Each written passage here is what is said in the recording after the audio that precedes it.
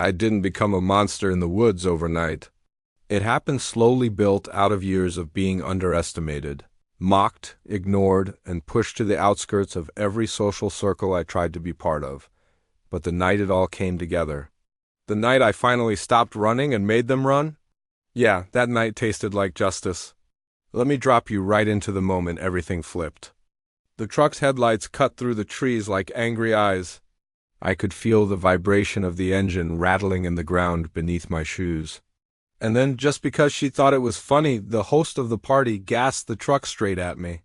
20 feet, 15-10, I dodged left, and she jerked the wheel after me like it was some twisted game of tag. A game where I was never meant to win? But she didn't know I'd been playing a different game my whole life, and I was done losing. That night in those woods, I decided if they wanted a monster, then I'd give them one. Before we go further, if you've ever tasted the satisfaction of proving someone wrong, or finally getting payback after being pushed too far, hit that subscribe button. Drop a like so this story reaches someone who needs a reminder that karma sometimes needs a little encouragement. Now let's get into it. I wasn't popular in high school, not even close. I was gay, trans, autistic, and deeply inconvenient to every teenager who wanted their social group to look simple and Instagram-friendly. I was the weird girl turned butch turned. Whatever dash the dash hell dash, they dash thought dash I dash was dot double quotes. They tolerated me because it amused them, except for one girl, my actual friend. The only one who didn't treat me like background noise. The party that night was held on what everyone else quietly called the compound. The host's family was. Let's say rustic cult vibes, enough land to bury secrets. Long, narrow trails twisting through woods that swallowed cell service and sound. Trails so tight that their old beat-up truck could barely squeeze through without scraping trees. When I say these woods were horror movie material, I'm not exaggerating. We got there just before sunset. The adults were partying in another house half a mile away, leaving us unsupervised with fire, vehicles, and teen stupidity, a terrible mix even on the best nights. The first ride through the woods was harmless enough. Decorations, cheap scares, classic teen Halloween nonsense. Then the sun dipped, shadows thickened, and they decided to go again. But the truck bed wasn't big enough for everyone, so a few of us, me included, were left behind by the fire. No problem. My friend and I wandered toward the edge of the woods. We weren't far. Close enough to see the truck return, close enough to watch everyone climb out and chatter like everything they said mattered. I hung on the edges, like usual. Then the truck lurched forward straight at me. The host laughed. Everyone else laughed, and she did it again. Turned the wheel and chased me just to watch me run. There's a special kind of anger that doesn't burn, it freezes. Your chest goes hollow, your brain goes quiet.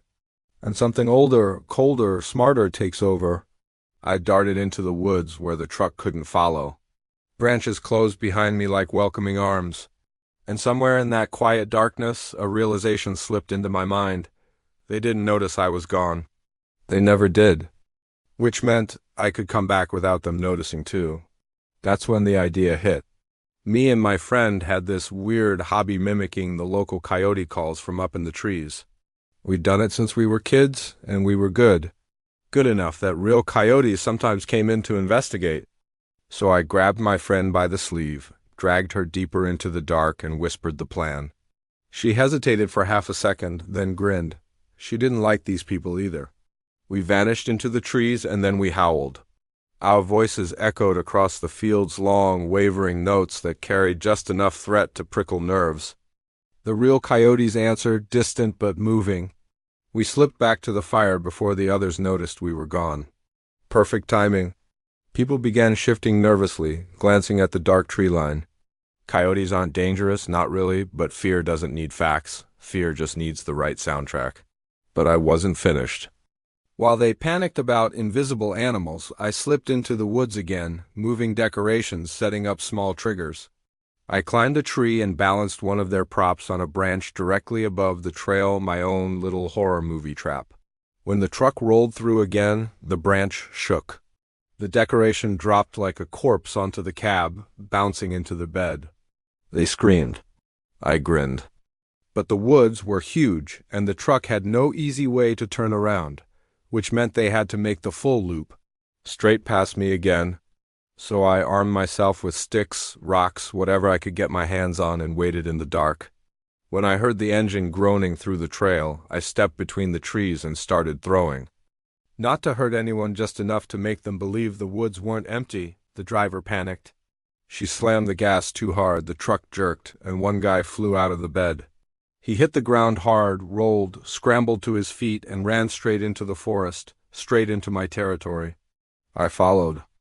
Not close enough to be seen, but close enough for him to hear snapping twigs, rustling leaves, something breathing just behind him.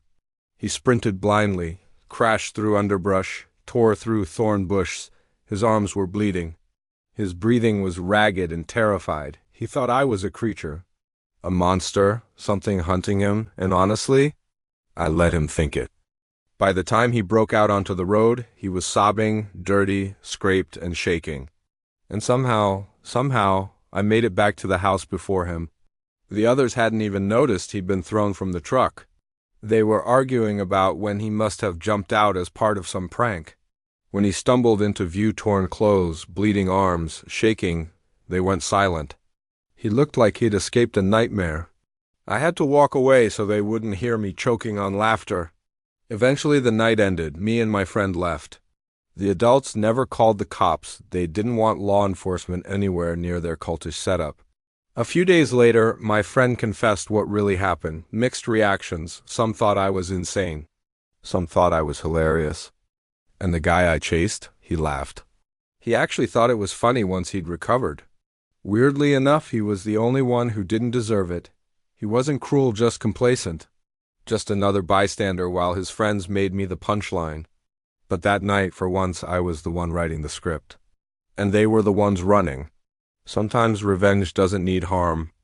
Sometimes justice is just letting people feel for 5 minutes the fear they force on others every day, and sometimes becoming the monster they invented in their heads is the most liberating thing you can do.